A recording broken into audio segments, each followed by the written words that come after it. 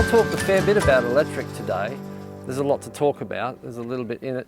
But electric is a pretty good option for this style of fence, for dam fencing, because it's lightweight, it's pretty cheap, and it's a psychological barrier for an animal. They don't get a lot of physical abuse. So electric fences, as long as they're working, an animal doesn't touch them, to push them over, to do anything like that. So it works a little bit like barbed wire, but much more effective in that it keeps the animals from pushing on a fence. It's the cheapest probably, especially if you've got a little bit of a length to it. If it's very short, then you've got to take into consideration that an energizer is going to cost a large sum of money. For a short for a short length of fence, it sort of works out a little bit expensive that way. But if it's a decent sized fence, it actually works out pretty cheaply.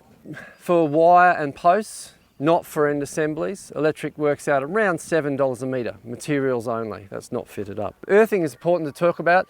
Around here, earth return, so using an earth stake, and so is the most common. And that's because we've got usually pretty good soil, usually a fair bit of moisture in the soil, and so earth return. So that's where the general mass of the earth holds the circuit for the return. In places where it's really, really dry soil or incredibly rocky, and you're not going to get good conductivity through the earth, then you'll use your cold wires to return your earth. That means that your entire fence is, well, an animal who touches a hot wire and a cold wire will get that sensation that they don't really want to get. So that's the option. Here today I've used an earth stake just to show you what that looks like, put it in a quite temporary fashion.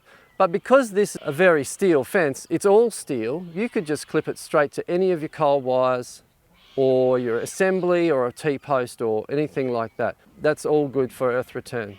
And on this one, I've got 5 wires, 2 hot and 3 cold wires. One of the things I want to talk about is faults. So earth faults reduce the effectiveness of the fence. If you have hot wires really close to the ground, tall grass, especially wet tall grass, that will reduce the effectiveness. That creates an earth leakage and reduces the voltage on the fence. You want to keep your fence above 3 kilovolts if you can, otherwise the animals don't get the sensation that you want them to. To do that, we usually put the hot wires as high off of the ground as practical. You still need to work out which animals you're running and work out where the best place for it is, but you want to keep that away from the grass as much as you can. Also, to reduce earth faults, if you've got multiple sections of fence and some sections that you don't need to be using currently, just switch them off. Install switches and turn unused sections of fencing off with a switch. That's a good way of reducing the possibility of earth leakage down the track.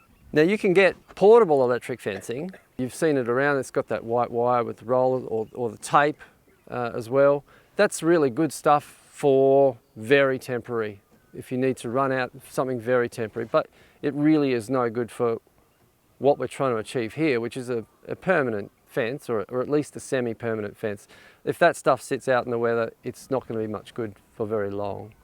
So steer clear of that stuff for anything that's more than very temporary. Energizers. You can see the back of this energizer because it's installed correctly.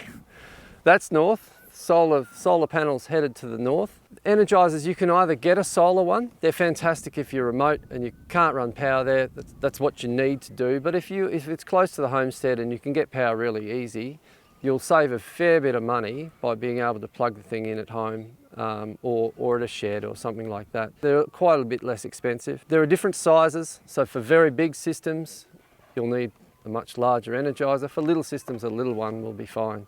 These things collect ant nests, so ants love to get into them. There's something about them, and so what you need to do really is every year or so get something to stop the ants from getting in there. Maybe give it a spray out with some Baygon or something like that every year or so, because if they pack in with ants, they'll short everything out and the thing won't work anymore, and that's your energizer down the drain. So that's a pro tip from John at Cooper's. I've got this dandy little electric fence tester.